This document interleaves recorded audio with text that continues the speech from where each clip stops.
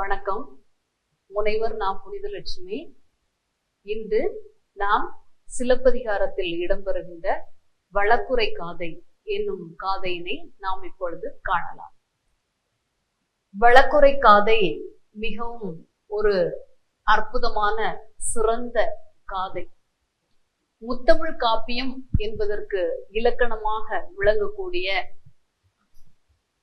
நாடக இயலாக விளங்கக்கூடிய வழக்குரை காதை மிகவும் சிறப்பு வாய்ந்தது.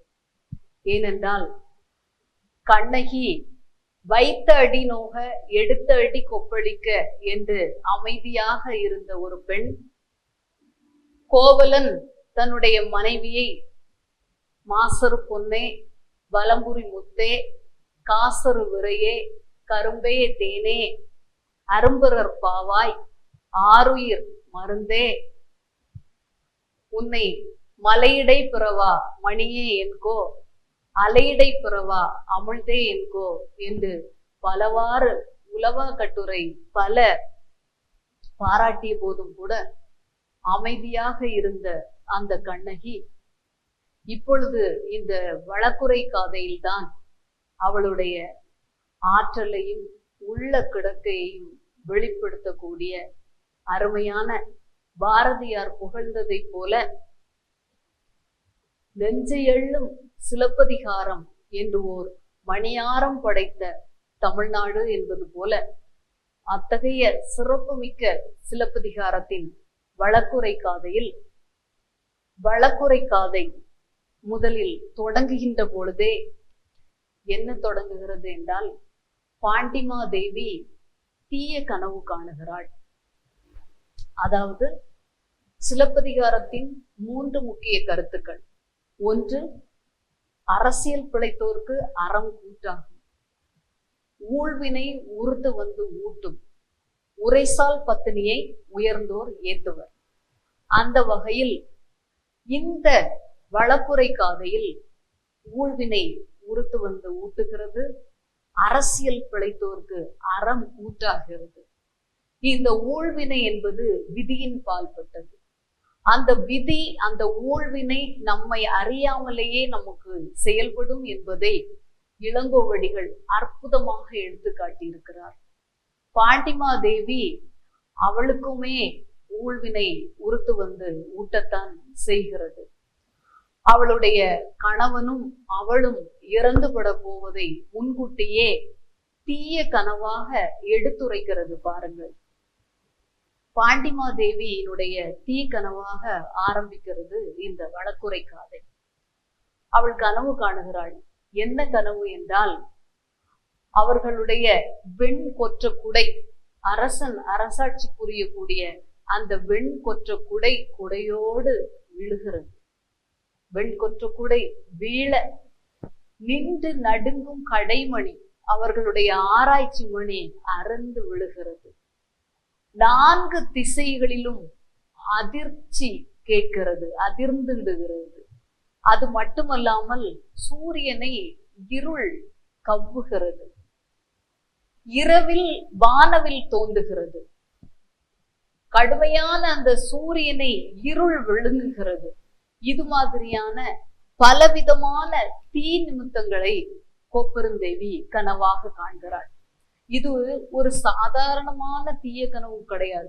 ஒரு அரசனுக்கு மிகவும் சிறப்பாக விளங்கக்கூடிய அந்த வெண்கொற்ற குடை, ஒரு குடையின் கீழ் அரசாட்சி செய்யக்கூடிய அந்த வெண்கொற்ற குடை சரிந்து விழுகிறது, மக்களுக்கு நீதி வழங்கக்கூடிய ஆராய்ச்சி மணி அறந்து விழுகிறது என்று சொன்னால், சூரியனை இருள் கவ்வுகிறது என்று சொன்னால், அது எத்தகைய ஒரு தீ நிமித்தமாக இருக்கும். இப்படி ஒரு தீய கனவை கோப்பெருந்தேவியே எதிர்பார்க்கவில்லை.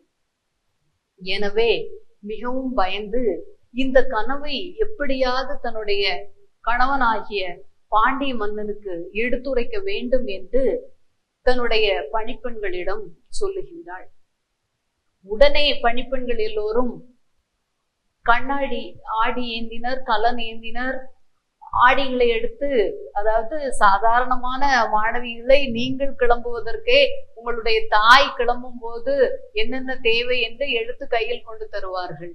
அதுபோல ஒரு அரசனை பார்க்க அந்த புறத்தை விட்டு அரசவைக்கு செல்கிறாள் என்றால் அதுவும் உடனடியாக செல்ல வேண்டும் என்ற உடனேயே பணிப்பெண்கள் ஓடி ஆடி அந்த கண்ணாடியை எடுத்து கொடுக்கின்றனர், கலன்களை ஏந்துகின்றனர், கோடி துணிகளை எல்லாம் எடுத்து கொடுக்கின்றனர், பட்டு துணிகளை எடுத்து கொடுக்கின்றனர், மாலையை ஏந்துகிறார்கள், பூக்களை ஏந்துகிறார்கள். அது மட்டுமல்லாமல் வெற்றிலை செப்பை ஏந்துகிறார்கள், மான்மத சாந்தினை எடுத்து கொடுக்கிறார்கள், மேலும் பிணையல் மாலைகளை எல்லாம் எடுத்து கொடுக்கிறார்கள். இன்னொரு பணிப்பெண் கவரி வீசுகிறாள், இன்னொரு பணிப்பெண் தூபம் ஏந்துகிறாள். இப்படி எல்லோரும் ஓடி ஆடி எல்லாவற்றையும் எடுத்து கொடுத்து கோப்பெருந்தேவி அப்படியே வெளியில் வருகின்ற பொழுது அவளை சுற்றி எல்லா பணிப்பெண்களும் வருகின்றார்கள். அங்கு அப்பொழுதெல்லாம் அரசவையில் வேலை செய்வதற்காக கால் மூடம்பட்டோர், வாய் பேச முடியாதவர்கள், இது மாதிரியானவர்கள் எல்லோருமே வேலைக்கு அமர்த்தப்படுவார்கள் ஒவ்வொரு வேலையினுடைய நிமித்தத்தின் காரணமாக. இப்பொழுது அரசனுக்கு பள்ளியறை காவல் என்றால் ஊமை மிளைச்சர்கள் எல்லாம் இருந்ததாக நாம் படித்திருக்கின்றோம் 10 பாட்டுகளில். அது போன்று எல்லோரும் இவளுடைய பின்னால் வர, பெரிய வயதில் முதிர்ந்த பெண்டீர்கள் எல்லாம் வர எல்லோரும் பாண்டிமாதேவியை வாழ்த்துகிறார்கள், அரசியை வாழ்த்துகிறார்கள். அரசி அப்படியே வந்து கொண்டிருக்கின்றாள். வந்து கொண்டு அந்த பாண்டியனுடைய அரசவைக்கு செல்கின்றாள். அங்கே பாண்டிய மன்னன் அழகான சிம்மாசனத்தில் வீட்டிருக்கின்றான், பெரிய அரியணையில் அழகாக அமர்ந்திருக்கின்றான். அங்கே போய் இருந்து பாண்டிமாதேவி தன்னுடைய இந்த தீய கனவை பற்றி அவனுக்கு எடுத்துரைத்து கொண்டு இருக்கின்றாள். எடுத்துரைத்து கொண்டு இருக்கின்ற பொழுதே அந்த தீய கனவு அவள் உணர்ந்தது, அதோடு இங்கு எடுத்து சொன்னது, அந்த விதி எப்படி வேலை செய்கிறது பாருங்கள். அதற்கு உள்ளாகவே கண்ணகி வாயிலோனை பார்ப்பதற்காக, அங்கு வாயிலோனிடம் அரசனை பார்ப்பதற்காக, பாண்டிய மன்னனை பார்ப்பதற்காக வாயிற்காவலனிடம் வந்தாகிவிட்டது. அதனால்தான் கவிமணி சொல்லுவார், விதியிலிருந்து சிறிதும் கூட நாம் தப்பிக்க முடியாது. எழுதி செல்லும் விதியின் கை எழுதி எழுதி மேற்செல்லும், தொழுது கெஞ்சி நின்றாலும் சூழ்ச்சி பலவும் செய்தாலும் வலிவை பின்னாய் நீங்கியோரு வார்த்தையேனும் அழித்திடுமா என்று. ஒரு வார்த்தையை கூட நம்மால் அந்த விதியிலிருந்து அழிக்க முடியாது. அப்படிப்பட்ட வலிய விதி. அதனால்தான் இளங்கோவடிகள் ஊழ்வினை உறுத்து வந்து ஊட்டும் என்றே நமக்கெல்லாம் ஊட்டி இருக்கிறார். கண்ணகி வந்து வாயிற்காவலனிடம் வந்தாகிவிட்டது. வந்த உடனேயே கண்ணகி வாயிற்காவலனை பார்த்து கேட்கின்றாள், வாயிலோயே வாயிலோயே, அறிவு அறை போகிய பொறியறு நெஞ்சத்து இறைமுறை பிழைத்தோன் வாயிலோயே, இணையறி சிலம்பொன்று ஏந்திய கையில் கணவனை இழந்தாள் கடையகத்தாள் என்று அறிவிப்பாயே அறிவிப்பாயே. வாயிலோனே, அறிவு இல்லாத அரசனுக்கு வாயிற்காப்பாளனாக இருக்கக்கூடியவனே, அது மட்டுமல்லாமல் நீதி நெறியை பிழைத்தவனுடைய அரசனுடைய வாயிற்காப்பாளனே, நீ உன்னுடைய மன்னனிடம் சென்று சொல். என்ன? இணையறி சிலம்பொன்று ஏந்திய கையில் கணவனை இழந்தாள் கடையகத்தாள் என்று அறிவிப்பாயே அறிவிப்பாயே. ஒத்தை சிலம்பை கையில் ஏந்தி இருக்கிறாள், கணவனை இழந்தவள், அவள் வாசலில் நிற்கிறாள் என்று உன்னுடைய மன்னனுக்கு போய் அறிவிப்பாயே என்று சொல்லுகின்றாள். உடனே வாயிற்காப்போன் மன்னனிடம் வருகின்றான். மன்னனை பார்க்க வருகின்ற பொழுது மன்னனை வாழ்த்தாமல் இருக்க முடியுமா? பொதியமலைக்கு தலைவனே நீ வாழ்க, பழையோடு படரா பஞ்சவனே நீ வாழ்க என்று மன்னனை பலவாறு வாழ்த்துகின்றான். ஆனால் இவன் ஒரு சிறந்த வாயிற்காப்பாளர். அங்கு கண்ணகியை கண்ணால் பார்த்தவன் கண்ணகி சொன்னதை மட்டும் இங்கு வந்து சொல்லவில்லை, அதை தாண்டியும் இவனுக்கு தெரிந்தவற்றையெல்லாம் அரசனுக்கு சொல்லுகின்றான். அரசே, ஒரு பெண் வந்து நிற்கின்றாள். அவள் சொல்லி சென்றது எதை சொல் என்று சொன்னாள் என்றால், கணவனை இழந்தவள் கையில் சிலம்பை ஒன்றை ஏந்தி இருக்கிறாள், அவள் வாயிலில் நிற்கின்றாள், அதை போய் சொல்கின்றாள். ஆனால் வாயிற்காப்பாளன் மன்னனிடம் சொல்லுகின்றான், ஒரு பெண் வந்திருக்கிறாள் அரசே, அவள் பார்ப்பதற்கு எப்படி இருக்கிறாள் தெரியுமா? கண்ணகியினுடைய தோற்றத்தை இளங்கோவடிகள் சொல்லுகின்றார் பாருங்கள். அவள் பார்ப்பதற்கு மகிஷாசுரனுடைய பிடர்தலை மீது ஏறி நிற்கக்கூடிய கொற்றவை போல காட்சியளிக்கிறாள். ஆனால் அவள் கொற்றவை அல்ல. 7 மாதர்களாகிய அந்த சப்த மாதர்களினுடைய இளைய கன்னி பிடாரி மாதிரி காட்சியளிக்கிறாள். ஆனால் அவள் பிடாரியும் அல்லள். அவள் கொற்றவை அல்ல, அவள் பிடாரியும் அல்ல.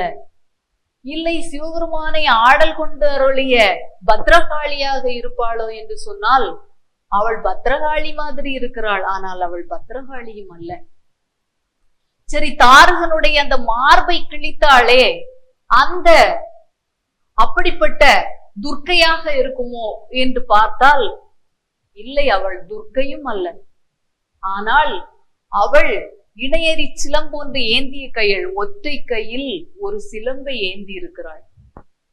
அது மட்டுமல்ல, கணவனை இழந்தவளாம்.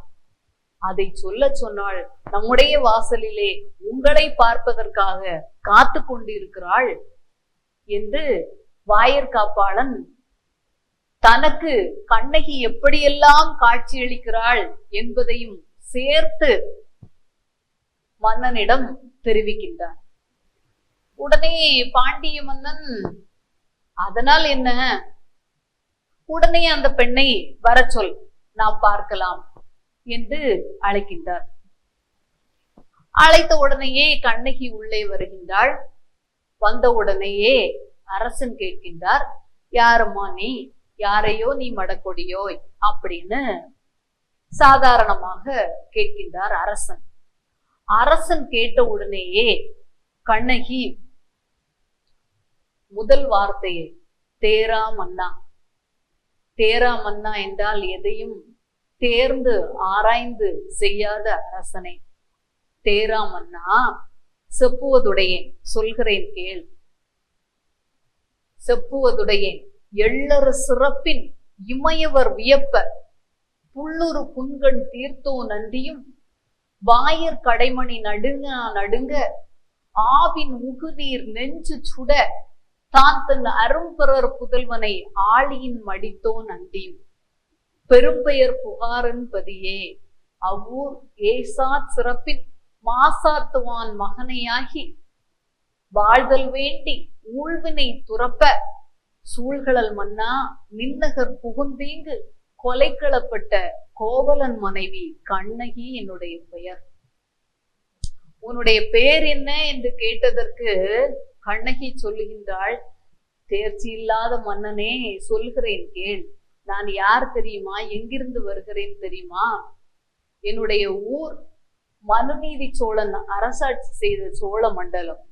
தன்னுடைய ஒரே மகனை கூட ஒரு கந்தையினுடைய நீதிக்காக தேர்காலில் இட்டு கொண்டானே, அந்த மண்ணீதி சோழன் பிறந்த ஊர் என்னுடைய ஊர்.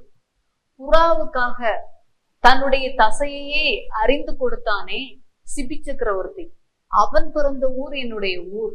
அந்த ஊரில் மாசாத்துவான் என்று சொல்லக்கூடிய பெரிய வாணிகனுக்கு மகனாகி ஊழ்வினையின் காரணமாக உன்னுடைய நகருக்கு வந்தால் நன்றாக வாழலாம் என்று நாங்கள் இங்கு வந்தால், உன்னாலேயே இன்று கொலைக்களப்பட்ட கோவலன் என்பவனுடைய மனைவி கண்ணகிதான் என்னுடைய பெயர். எவ்வளவு விளக்கமாக, எவ்வளவு தெளிவாக கண்ணகி பேசுகிறாள் பாருங்கள். பேச தெரியாது என்று அமைதியாக இருந்தவளையும் கூட ஊழ்வினை உறுத்து வந்து ஊட்டி எப்படியெல்லாம் பேச வைக்கிறது என்பதை நாம் தெரிந்து கொள்ளலாம். உடனே அரசன் கேட்கின்றான், பெண்ணே, கள்வனை கொல்லுதல் கடுங்கோல் அன்று, ஏன் நான் திருடனைத்தானே கொன்னேன், அது ஒண்ணும் தப்பு இல்லையே, அது கொடுமையான ஆட்சி இல்லையே என்று கேட்கின்றான். உடனே கண்ணகி சொல்லுகின்றாள், நற்சிரம் படரா கொற்கை வேந்தே, என்னுடைய காற்சிலம்பு மணியுடைய அரியே. என்னுடைய காற்சிலம்பு என்ன தெரியுமா? மாணிக்க பரல்களால் ஆனது. உடனே பாண்டிய மன்னனுக்கு நல்லது, செவ்வை நன்மொழி, எம்முடைய சிலம்பு முத்துடைய அரியே, என்னுடைய சிலம்பு முத்துப்பரல்களை கொண்டது என்று சொல்லுகின்றார். உடனேயே கண்ணகியினுடைய கையில் இருந்த அந்த காற்சிலம்பையும் கோவலனுடைய கையில் இருந்த அந்த காற்சிலம்பையும் எடுத்து உடைக்கின்ற பொழுது மாணிக்க பரல்கள் அப்படியே தெரித்து மன்னனுடைய வாயில் சென்று தெரிக்கின்றது. பார்த்தான் பாண்டிய மன்னன். இதுவரை தான் தவறு இழைத்ததாக அவன் நினைக்கவே இல்லை. ஆனால் இப்பொழுது கண் முன்னால் நிரூபித்தாகிவிட்டது. இப்பொழுது இறந்த கோவலனுடைய உயிரை எடுத்து கொண்டு வர முடியுமா? பார்த்தான், நம்முடைய இந்த பாண்டிய நாடு எவ்வளவு ஒரு நீதி நேர்மையோடு அரசாட்சி செய்து வந்த இந்த அரச பரம்பரையில் இருந்து நான் வந்தேன். ஆனால் இன்று தாழ்ந்த குடையன், அந்த தீக்கனவு பலித்து விட்டது பாருங்கள். தாழ்ந்த குடையன், தளர்ந்த செங்கோலன், தென்புலம் காவல் இன்று என் முதல் பிழைத்தது, என்னால் இன்று தீமை வந்து விட்டதே. யார் அரசன்? யானோ அரசன், யாரோ அரசன், நானே கள்வன், நான் தான் கள்வன். பொன்சை கொல்லன் தன் சொல் கேட்ட யானே கள்வன். அந்த பொற்கொல்லன் கோவலன் கள்வன் என்று சொன்ன போது நான் விசாரித்து நீதியை நிலைநாட்ட தவறியவன். அதனால் யானோ அரசன், நானே கள்வன் என்று இதுவரைக்கும் காத்து வந்த அந்த நீதியும் நேர்மையும் இன்று என்னால் இல்லாமல் போய்விட்டதே என்று அப்படியே மயங்கி விழுந்து உயிரை விடுகின்றான். பாண்டிமாதேவி பார்க்கின்றாள், கணவன் இறந்து விட்டான். கணவன் இறந்த பிறகு இந்த உலகில் ஒரு பெண்ணுக்கு ஏதாவது ஒரு வாழ்க்கை இருக்கிறதா? அதனால்தான் இளங்கோவடிகள் சொல்லுகின்றார், கணவனை இழந்தார்க்கு காட்டுவது இல்லை. இனி எந்த ஒரு, ஏற்கனவே அவளுடைய தீய கனவு அவளுக்கு அறிவுறுத்தியும் இருக்கிறது. பார்த்தாள், கணவனை இழந்தார்க்கு காட்டுவது இல்லை என்று தன்னுடைய கணவன் காலடியிலேயே மயங்கி விழுந்து அவளும் உயிரை விடுகின்றாள். பாருங்கள், ஒரு ஊழ் இவ்வளவு வேலை செய்யுமா என்று பார்த்தால் செய்யும். ஏனென்றால் நாம் கருவாக வயிற்றில் இருக்கின்ற பொழுதே வானவர்கள் வந்து நம்முடைய நற்செயல்கள் என்ன, நம்முடைய வாழ்வாதாரம் என்ன என்று நம்முடைய அந்த கருவிலேயே உயிரை ஊதிவிட்டு சென்று விடுகின்றனர். அப்படி இருக்கின்ற பொழுது அந்த ஊழ் வழியாகவே நம்முடைய வாழ்க்கை செல்லும். இதைத்தான் நபிகள் நாயகமிடம் ஒருவர் கேட்கின்றார், நாங்கள் நம்பிதான் இருக்கிறோம், விதி என்று நம்பி இருந்ததனால் நாங்கள் நற்செயல்கள் பல செய்யாமல் இருந்து விட்டோமா என்று கேட்கின்ற பொழுது நபிகள் சொல்லுகின்றார் மக்களுக்கு, இல்லை, உயிர் கருவிலேயே ஊதப்படுவதால் நாம் நற்பாக்கியசாலிகளாக இருக்கிறோம் என்று சொன்னால் நற்செயல்கள் வழி நம்முடைய சிந்தனை சென்று நாம் அந்த செயல்களை செய்து விடுகிறோம். எனவே நீங்கள் பயப்பட தேவையில்லை, அந்த விதி வழியேதான் வாழ்க்கை செல்லும் என்று கூறியிருப்பது இந்த ஊழ்வினை உறுத்து வந்து ஊட்டும் என்பதற்கு நமக்கு மேலும் பலம் சேர்க்கிறது. இப்படி ஊழ்வினை உறுத்து வந்து ஊட்டிவிட்டது. கண்ணகி தன்னுடைய அந்த வழக்கை உரைத்து நிரூபித்து காட்டிவிட்டாள். காவலன் உயிரிழந்தான். இப்பொழுது யார் மீதி பார்த்து கொண்டு இருக்கிறார்கள்? மக்கள், அரசவை. பார்த்தவர்கள் கூறுகிறார்கள், அல்லவை செய்தாருக்கு அறம் கூட்டாகும் என்பதற்கு இதோ இன்று நம்முடைய கண் முன்னாலேயே அது நிறைவேறிவிட்டதே. அல்லவை செய்த உடனேயே அறமே கூட்டுவனாக வந்து அந்த நம்முடைய காவலனுடைய உயிரை எடுத்து விட்டதே என்று பேசுகிறார்கள். அது மட்டுமா பேசினார்கள்? இன்னும் பேசுகிறார்கள். கண்ணகியினுடைய தோற்றத்தை பாருங்கள். அந்த காவி உகு நீரும் கண்களில் இருந்து வழிந்த கண்ணீர், கவலையோடு இனி வாழலாம் என்று வந்த அந்த அபலை பெண்ணுக்கு இனி வாழ்க்கையே இல்லை என்று முடித்துவிட்ட அந்த செய்தி எப்படி இருக்கும்? காவி உகு நீரும் கையில் தனி சிலம்பும், கையில் தனி ஒற்றை சிலம்போடு அவள் வந்த அந்த வருகையும், ஆவி குடி போன அவ்வடிவும், அவளுடைய உடம்பில் உயிர் இருக்கிறது, ஆனால் அவள் இல்லை என்று சொல்லக்கூடிய அளவிற்கு ஆவி பறிபோன அவளுடைய உடம்புமாக காட்சியளிக்கிறாள் கண்ணகி. இதை பார்த்த உடனேயே மன்னன் அவனுடைய கூடலான் உயிர் கூடாகிவிட்டது, கூடலானுடைய உடம்பு கூடாகிவிட்டது என்று பார்த்தவர்கள் சொல்லுகிறார்கள். ஏனென்றால் பாண்டிய மன்னனுடைய பரம்பரையும் நல்ல பரம்பரையில் இருந்து வந்த பரம்பரை, நல்ல நீதிக்கு பெயர் பெற்றவர்கள். கண்ணகியினுடைய காட்சியை பார்த்தான் பாருங்கள், அதை பார்த்து மக்கள் கூறுகிறார்கள், கூடலான் கூடாகிவிட்டான்.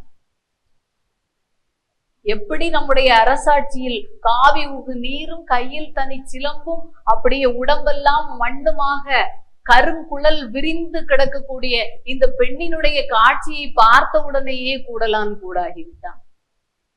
கூடலான் கூடாகியது மட்டுமா, அவளுடைய காட்சியிலேயே கூடாகி போன அந்த பாண்டிய மன்னன் அவள் தன்னுடைய கணவன் கள்வன் அல்ல என்று நிரூபித்த அந்த சொல் அவனுடைய காதில் உண்ட அளவே தோற்றான் உயிர். அதோடு தன்னுடைய உயிரையே அவன் தோற்றுவிட்டான்.